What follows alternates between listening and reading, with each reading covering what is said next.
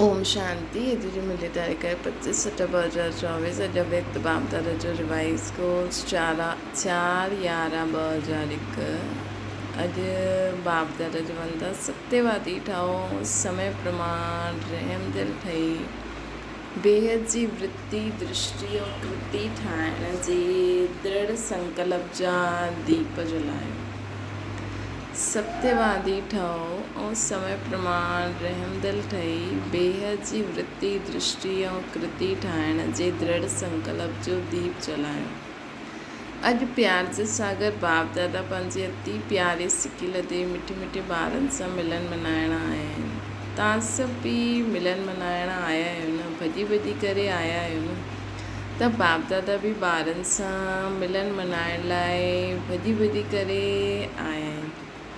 तव्हां सभी त हिन लोक खां आया आहियो ऐं बाप दादा परलोक ऐं सूक्ष्म लोक खां आया आहिनि।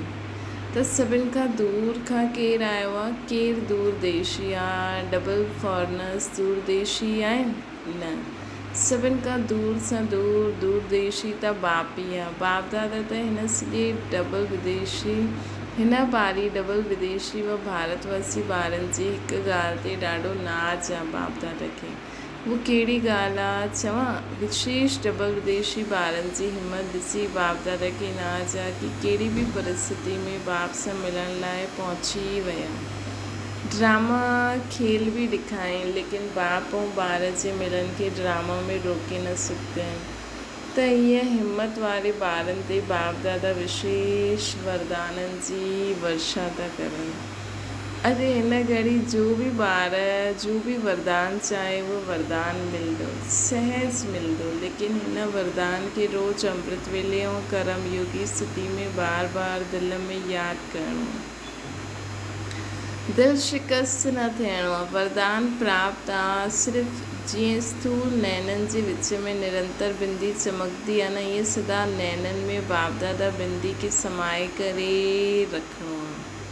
रखी सघंदा आहियो न, या मुश्किल आहे? सहज आहे न। त जीअं स्थूल बिंदी निरंतर आहे, ईअं नैननि में निरंतर बाप बिंदी समायल ई हुजे।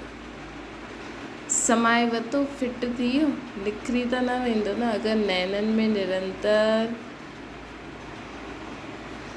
नैननि में निरंतर बाप बिंदी समायल आहे त ॿियो कोई तरफ़ बि नैन आकर्षित न थींदा, महिनत सां छुटी वेंदो, ॿियो तरफ़ नज़र वेंदी ई न, बिल्कुलु सेफ थी वेंदो। कुझु बि थी वञे, लेकिन नैननि में सदा बिंदी बाप समायल हुजे।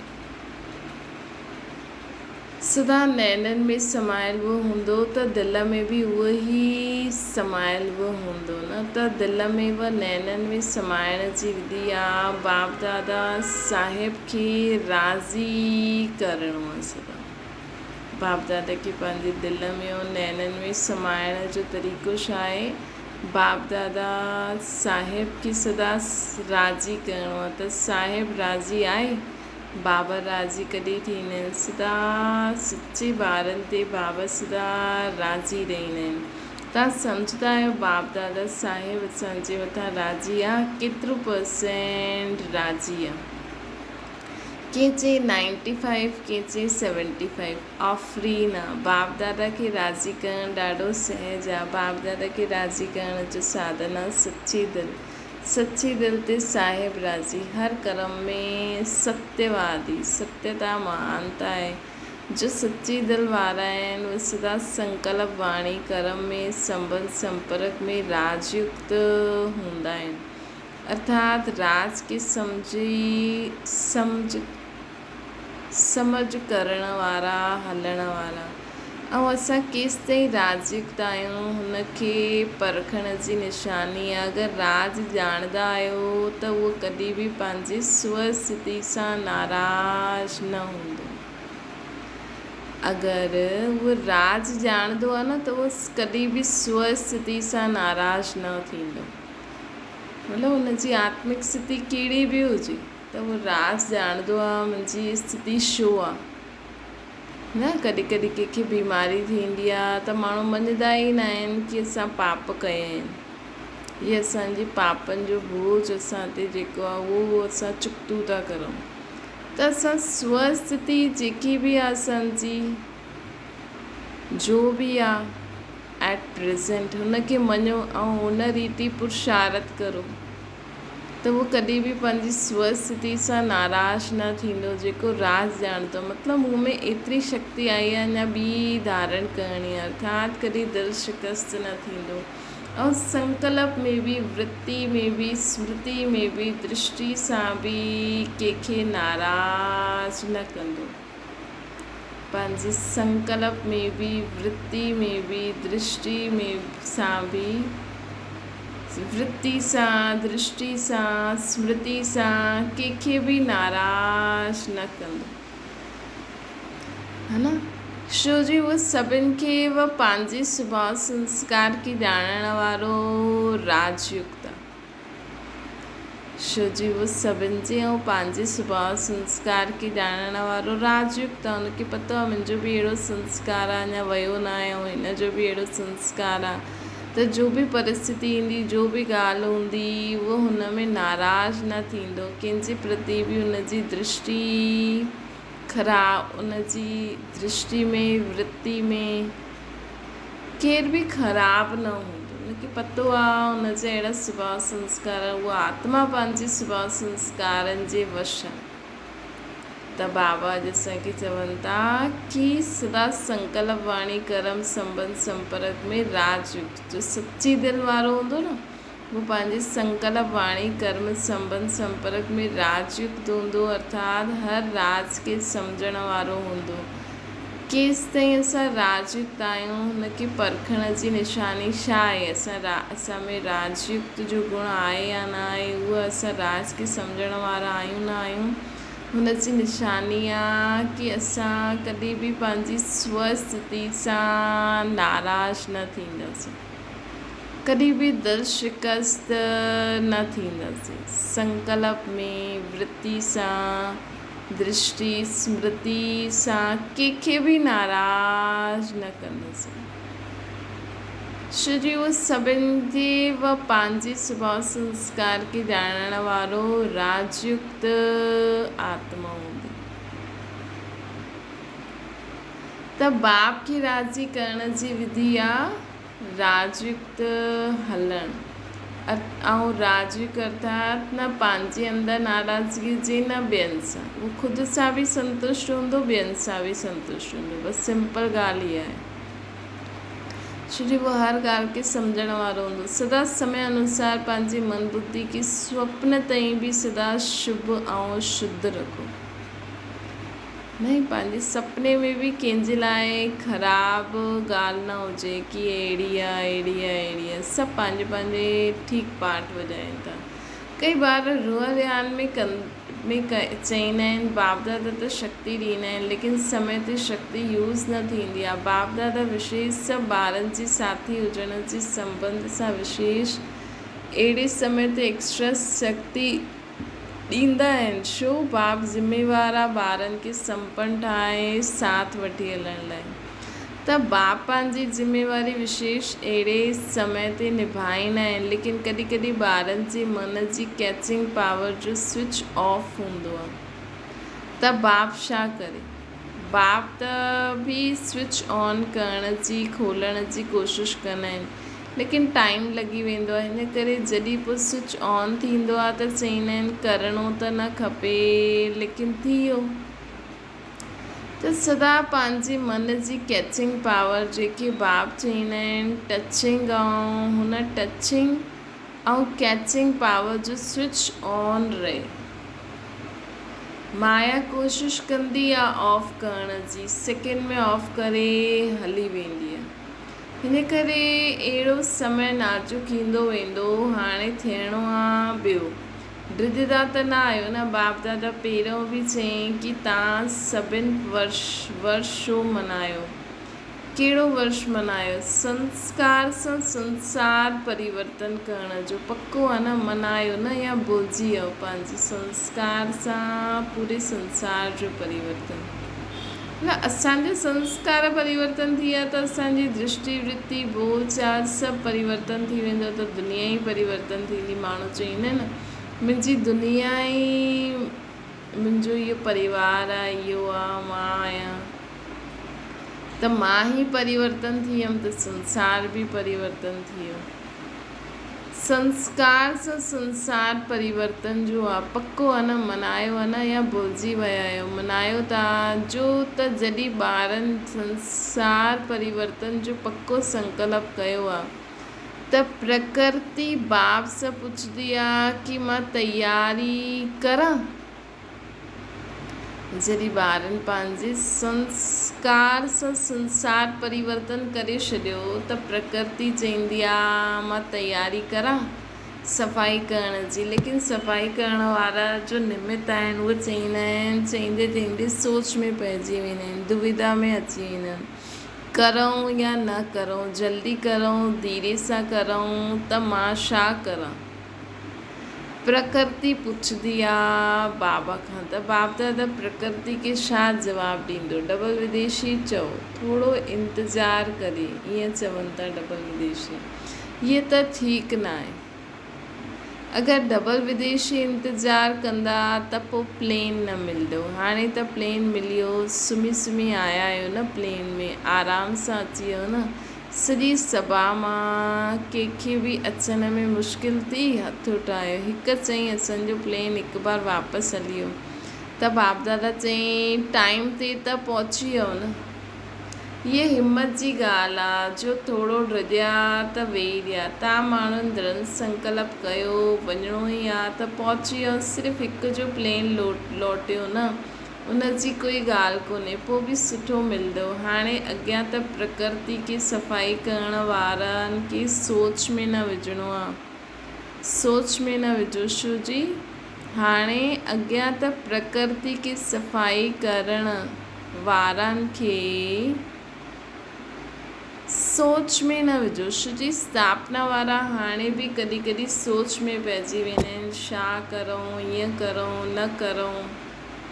कहिड़ी बि परिस्थिति कॾहिं बि अची सघंदी आहे। असां ईअं न सोचूं कि हीअ हाणे छो आई, लेकिन असांखे फटाफट जेको बि असांखे बाबा जी टचिंग थिए थी उहो सभु फटाफट कंदे असां पंहिंजो पूरो कमु करे छॾूं। हीअं न इहे छो थियो, हाणे छा करां, ठीकु थींदो या न थींदो, हिकदमि स्पष्ट हा या न, ये राइट या ये रॉन्ग क्लियर हुजे त प्रकृति असांजे वर्ष मल्हाइण जे कारण तयारी त कंदी न, हाणे बि करे थी। लेकिन स्थापना जे निमित्त ठहियल उहे आत्माउनि खे कॾहिं कहिड़ी ॻाल्हि में, चाहे स्व प्रति चाहे ॿियनि जे प्रति सोचण में समय न लॻाइणो, हा या न, सेकेंड में क्लियर टचिंग थियणी खपे। सेकेंड में क्लियर टचिंग थियणी खपे। बिंदी लॻाइण में केतिरो समय लॻंदो आहे, बिंदी लॻाइण में केतिरो समय लॻंदो आहे? सेकेंड। त जॾहिं प्रैक्टिकल लाइफ में बिंदी लॻाईंदा हो त सेकेंड लॻंदो आहे न। कोई बि ॻाल्हि में बिंदी लॻाइण में या बिंदु रूप स्थिति में स्थित थियण में सेकेंड लॻंदो आहे। मनो कई ॻाल्हि तव्हांजे साम्हूं अची वई, हुनखे बिंदी लॻाइण में सेकेंड लॻंदो आहे? बाबा असांखां पुछनि था हुनखे बिंदी लॻाइण में सेकेंड लॻंदो आहे?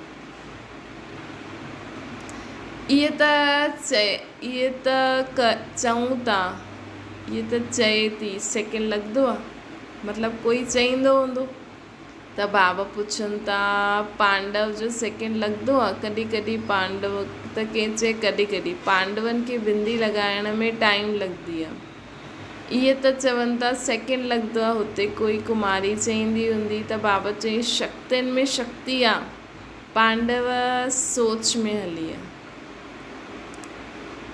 त कंहिं चई पांडव सच ॻाल्हाईंदा आहिनि, मतिलबु हुन खे पांडव चई की असां सच था ॻाल्हायूं, इन जो मतिलबु कि शक्तियूं कूड़ थी ॻाल्हाइनि। त बाबा चई न न, मुंहिंजा त ॿई ॿार सचा आहिनि। छोजी उन्हनि जी बिंदी हाणे लॻंदी हूंदी, तव्हांजी अञा न लॻंदी हूंदी, इन करे फ़र्क़ु थी वियो। बाक़ी त सभु सच आहिनि। सच्ची दिलि वारा आहियो न। अच्छा, हॉल त फुल आहे। हेठि पांडव भवन में बि वेठा आहिनि। हेठि त वेठा आहिनि लेकिन बाप दादा जी सभी साम्हूं आहिनि। जो देश विदेश में हिन यादि में वेठा आहिनि। बाप दादा मधुबन वेठा आहिनि। बाप दादा मधुबन में अची विया आहिनि।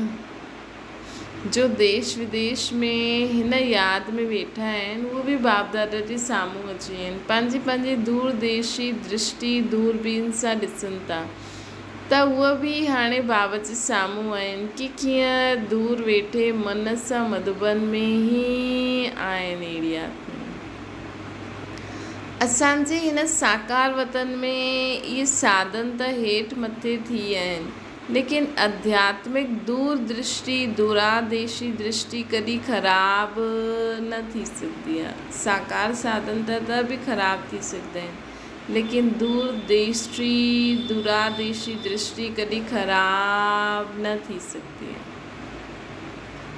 त बाप दादा जे साम्हूं हाणे चारों अॼु सेवा केंद्र जी ॿार ॾेखारे में ॾियनि था। अच्छा, दिवाली मनाए वरिती। संगम युग आहे ई मनाइण जो युग। चाहे अंतर्मुखी थी अतीन्द्रिय सुख जी मौज मनायो न। असां अंतर्मुखी स्थिति में थी करे मौज मनायूं त जीअं सदा ई मौज ई मनायूं था। चाहे सेवा में महादानी ठही आत्माउनि जे प्रति महादान ॾींदे हुए मनायो, चाहे आपस में रोअरियान करो, डांस करो, संबंध संपर्क सां हिक ॿिए जी विशेषता खे ॾिसो, विशेषता जी खुशबू वठो। सदा मनाइण ई मनाइण आहे। गवाइण जो समय समाप्त थी वियो। गवाइण जो युग त न आहे न। हाणे मनाइण जो कमाइण जो युग आहे, जमा करण जो युग आहे न। बाबा चवंदा त बाप दादा सदा हर ॿार खे इहे ई ॾिसंदा रहंदा आहिनि त मनाइनि था। कहिड़े बि रूप में मनाइणो ई आहे। छो जी संगम युग ते गवाइण ऐं मनाइण ॿिन्हिनि जी नॉलेज आहे।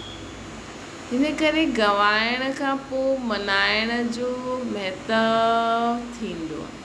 हाणे गवाइण खे बिंदी लॻायो, सदा ई मनाईंदा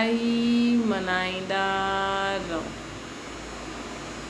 सदा ई मनाईंदा रहो, प्राप्ति कंदा रहो। त बाबा चवनि था कि हाणे गवाइण खे बिंदी लॻायो, स्टॉप। गवाइणो न आहे। हिकु संकल्प बि अॼु खां असांखे गवाइणो न आहे। कमाइण जे समय ते गवाईंदव त कमाईंदव कॾहिं? पोइ त समय मिलणो न आहे। चेक करो, जो बि खज़ाना आहिनि सभिनि खां वॾो खज़ानो कहिड़ो आहे असां वटि? संकल्प, समय, ज्ञान जो खज़ानो, प्रत्यक्ष जीवन जो खज़ानो। ज्ञान ॿुधाइण ऐं ॿुधणु इहे फर्स्ट स्टेज आहे, लेकिन ज्ञान अर्थात नॉलेज खे छा चईंदा आहिनि? नॉलेज इज़ लाइट ऐं माइट आहे न। चईंदा आहियूं न त ज्ञान आहे व नॉलेज जो अर्थ आहे हिन संकल्प में, बोल में, कर्म में लाइट माइट आहे, तॾहिं चईंदासीं नॉलेजफुल कॾहिं चईंदासीं? जॾहिं असांजे संकल्प में, बोल में, कर्मनि में बि नज़र अचे कि इहा ज्ञानी आत्मा आहे, है न। इहा शक्तिशाली आत्मा आहे। न त सभु माण्हू चईंदा आहिनि न असांखे पतो आहे लेकिन करण में ज़ीरो आहिनि, त मतिलबु फुल न आहे। नॉलेज आहे लेकिन नॉलेज खे कर्मनि में लाइण लाइ जो शक्ति खपे बाबा खां, उहो बि हुजणी खपे। कुमारियूं नॉलेजफुल ठहिण वारियूं आहिनि। सिर्फ़ु कोर्स कराइण वारी न ठहो, भाषण करण वारी न ठहो, साथ साथ नॉलेज जी लाइट मां संकल्प बोल कर्म में हुजे। कुमारियुनि सां त बाप दादा जो विशेष प्यार आहे। छो? पंहिंजे जीवन जो फ़ैसिलो करे वरितो या करिणो आहे, सुठी रीति सां सोचे वरितो या हुते वञी करे सोचंदो। पको सोचे वरितो त मुबारक हुजे। ॾिसो एतिरा हैंड्स तयारु मिलंदा जो कुमारियुनि जी ट्रेनिंग करनि था। जो कुमारियूं ट्रेनिंग करनि थियूं उहो हथु उठायो। केतिरी संख्या आहे? त कंहिंजी 80। जो हाणे सेवा में न लॻियूं आहिनि, सेंटर न संभालंदियूं आहिनि, उहो हथ उठायो, गिनती करो, अधु आहिनि। अच्छा, एतिरा हैंड्स त मिलंदा न? राइट हैंड आहियो या लेफ्ट हैंड आहियो? राइट हैंड ठहिणो आहे न। अच्छा, कुमारियूं आहिनि त बाप दादा कुमारियुनि खे सेंटर जो घर बि ॾींदा आहिनि त वर बि ॾींदा आहिनि न। कुमारियुनि खे सेंटर घर बि आहे। बाबा सभिनि खे पंहिंजो पंहिंजो, अॼुकल्ह त हर हिकु पंहिंजो पंहिंजो सेंटर खोले वेठो आहे। हर हिकु पंहिंजे सेंटर वॾा वॾा ठाहे वेठा आहिनि, त घर बि आहे त वर बि आहे। वर अर्थात बाबा। त इन करे मुंहिंजो सेंटर सम्झी करे पंहिंजे हिसाब सां न हलाइजो। वर अर्थात शिव साजन जे घर सम्झी करे हलाइजो। हमेशह घर ऐं वर ॿ चीजूं खपनि न। कुमारियुनि खे वर त मिली वियो, हाणे घर बि मिलंदो, सेंटर मिलियो आहे न। सेंटर मिली वियो आहे न। कुमारनि खे बि मिलंदो आहे। कुमार सम्झाइण सां पुठियां छो? पुठियां न अॻियां हूंदासीं। कुमारनि जे बिना बि सेवा किथे हलंदी आहे। कोई बि सेंटर ते ॾिसो, अगरि हार्डवर्क कुमार न आहे त भेण कुझु करे न सघंदी आहे। ॿई बि ज़रूरी आहिनि। इन करे पांडवनि जो बि नाम आहे त शक्तियुनि जो बि नाम आहे, ॿिन्हिनि जो नाम आहे न। अच्छा, वर्तमान समय तव्हां हर हिक खे आत्माउनि प्रति रहम दिल ऐं दाता ठही कुझु न कुझु ॾियणो ई आहे। चाहे मनसा सेवा द्वारा ॾियो, चाहे शुभ भावना सां ॾियो, श्रेष्ठ सकाश ॾियण जी वृत्ति सां ॾियो, चाहे आध्यात्मिक शक्ति संपन्न बोल सां ॾियो, चाहे पंहिंजे संकल्प सां ॾियो, चाहे शुभ भावना सां ॾियो, चाहे श्रेष्ठ सकाश ॾियण जी वृत्ति सां ॾियो, चाहे आध्यात्मिक शक्ति संपन्न बोल सां ॾियो, चाहे पंहिंजे स्नेह संपन्न संबंध संपर्क सां ॾियो। लेकिन कोई बि आत्मा वंचित न रहे। हर हिक खे असांखे कुझु न कुझु ॾियणो ई आहे। दाता ठहो, बाबा चवनि, दाता ठहो, रहम दिल ठहो। केॾी सारी आत्मायूं चिल्लाइनि थियूं न। बाप जे अॻियां पंहिंजी भाषा में सभु चिल्लाईंदा आहिनि, शक्ति ॾियो, स्नेह ॾियो, दिलि जो प्यार ॾियो, सुख जी किरनियूं ॾेखारियो, है न। बाप जे अॻियां सभु पंहिंजी भाषा में बाबा जा बि अलॻि अलॻि रूप ठाहे करे सभु चिल्लाइनि था, बाबा असांखे ॾियो ॾियो ॾियो। त बाप कीअं ॾींदा? तव्हां ॿार द्वारा ने त ॾींदा न सभिनि खे। बाप जे तव्हां सभी राइट हैंड आहियो न। कोई खे कुझु बि ॾियणो हूंदो आहे त राइट हैंड द्वारा ॾींदा आहिनि। त तव्हां सभी बाप जा राइट हैंड्स आहियो न। केतिरा सारा बाप दादा जा राइट हैंड्स आहिनि। बाप पांडव राइट हैंड आहिनि, तव्हां राइट हैंड जो यादगार आहियो न। पतो आहे न कहिड़ो यादगार आहे? विराट रूप में चित्र ॾिठो आहे त हुन में केतिरा हथ ॾेखारींदा आहिनि, त तव्हां राइट हैंड जो चित्र आहे न। कुमारियूं उन में तव्हां माण्हुनि जो चित्र आहे न। त सभी बाप जा राइट हैंड्स द्वारा आत्माउनि खे सुख शांति जी अंजलि त दिलायो। त हाणे बाप राइट हैंड्स द्वारा आत्माउनि खे सुख शांति जी अंजलि त दिलाईंदा न।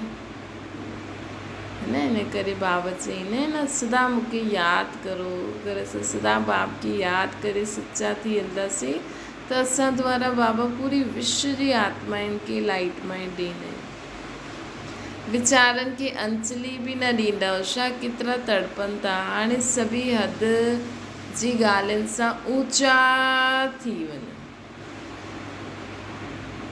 हाणे सभी हद जी ॻाल्हियुनि सां ऊचा थी वञो।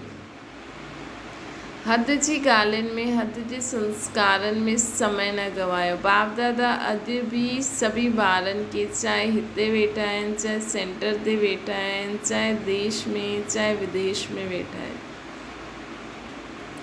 लेकिन रहम दिल भावना सां इशारो ॾियनि था। बाप दादा हर ॿार जी हद जी ॻाल्हियूं, हद जी सुभाउ संस्कार, नटखट व चितराई जा संस्कार। बाप दादा हर ॿार जी हद जी ॻाल्हियूं, हद जी सुभाउ संस्कार, नटखट व चितराई जा संस्कार, अलबेलेपन जा संस्कार ॾाढे समय खां ॾिसनि था। कई ॿार सम्झंदा आहिनि असां हलूं था, केरु ॾिसंदो आहे, केरु ॼाणंदो आहे, लेकिन हाणे ताईं बाप दादा रहम दिल आहे, इन करे ॾिसंदे हुए बि, ॿुधंदे हुए बि रहम करनि पिया। लेकिन बाप दादा पुछंदा आहिनि आख़िर बि रहम दिल केसि ताईं ठहींदसि? छा ॿियो टाइम खपे? बाप सां समय बि पुछंदो आहे आख़िर केसि ताईं असां इंतज़ारु करूं? प्रकृति बि पुछे थी, जवाबु ॾियो तव्हां, जवाबु ॾियो। हाणे त सिर्फ़ु बाप जो रूप हले थो, शिक्षक ऐं सतगुरु जो त आहे ई, लेकिन बाप जो रूप हले थो। क्षमा जे सागर जो पाठ हले थो, लेकिन धर्मराज जो पाठ हलियो त छा कंदासीं? बाप दादा इहे ई चाहींदा आहिनि कि धर्मराज जे पाठ में बि वाह ॿार, वाह जो आवाज़ कननि में गूंजे। मतिलबु धर्मराज बि चए अरे ये त बाबा जो ॿार वाह वाह आहे। पोइ बाप खे उलाना न ॾियणो आहे। बाप तव्हां ॿुधायो न, असां तयारु थी वञूं आहे। हिन करे हाणे हद जी नंढी नंढी ॻाल्हियूं, सुभाउ में, संस्कारनि में समय न गवायो। हलूं था, हलंदा त आहियो, लेकिन जमा थींदो आहे? हलणो न आहे, लेकिन जमा थींदो आहे? दुगनो तिगनो 100 गुनो जमा थींदो आहे? हलंदा त आहियो सिर्फ़ु, ईअं न। हिन करे हिन दृढ़ संकल्प जा हाणे दिलि में दीप जगायो। हद खां बेहद में वृत्ति, दृष्टि, कृति ठाहिणी आहे। हिन करे बाप दादा चईंदा आहिनि ठाहिणी पवंदी। अॼु यच करूं था, ठाहिणी पवंदी। पोइ छा कंदा आहियो? Too late. पोइ छा चईंदव? टू लेट थी वियासीं। समय खे ॾिसो, सेवा खे ॾिसो। सेवा वधे थी, समय अॻियां वधे थो, लेकिन स्वयं हद में आहियो या बेहद में आहियो? हद जी ॻाल्हियुनि जे पुठियां तव्हां न भॼो त बेहद जी वृत्ति सुमान में स्थित पंहिंजे पुठियां। अगरि त हद जी ॻाल्हियुनि जे पुठियां तव्हां न भॼो त बेहद जी वृत्ति सुमान जी स्थिति असांजे पुठियां भॼंदी। बाप दादा हिन वर्ष में जो हिन समय ताईं कयो, हुन सां संतुष्ट आहिनि। बाप दादा ॿारनि खे ऑफरीन बि ॾींदा आहिनि, लेकिन सेवा में अनुभूति कराइण, क्षमा जे मथां परवानो कराइण, चाहे सहयोगी ठाहियो, चाहे साथी ठाहियो, कुझु बि ठहे, अनुभूति जी खान खोलो। बाबा चवंदा एतिरी उन्हनि खे अनुभूति करायो कि उहो चाहे सहयोगी ठहनि, साथी ठहनि, कुझु बि ठहनि, लेकिन बाप जे मथां परवानो थी वञे, बाबा जे ज्ञान जे मथां परवानो थी वञनि। अच्छा हिते हेसि ताईं ठीकु आहे, लेकिन सिर्फ़ु चकर लॻाइण वारा परवाना न ठहो, पक्का परवाना ठहींदव न। अनुभूति जो कोर्स कराइणो आहे हाणे आत्माउनि खे असांखे अनुभूति जो कोर्स कराइणो। एतिरे ताईं अनुभूति थींदी आहे, ॾाढो सुठो। स्वर्ग आहे न, इहे ई यथार्थ ज्ञान आहे, नॉलेज आहे। एतिरो सेवा जो रिज़ल्ट सुठो आहे कि उहे चवनि कि ॾाढो सुठो आहे। इहो ई ज्ञान, इहो ई नॉलेज आहे।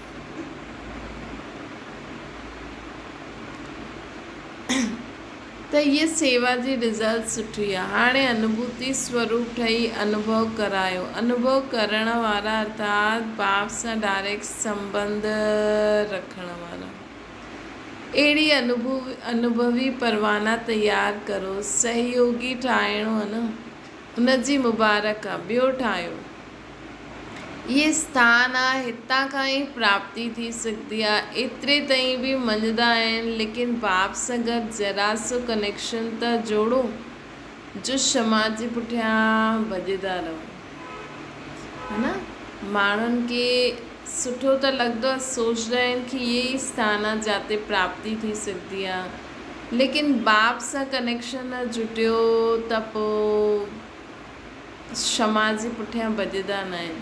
त हिन वर्ष विशेष बाप दादा सेवा में अनुभूति कराइण जो कोर्स कराइणु चाहींदा आहिनि। बाबा चईंदा आहिनि न, हाणे परमात्म बॉम्ब फिटी करो।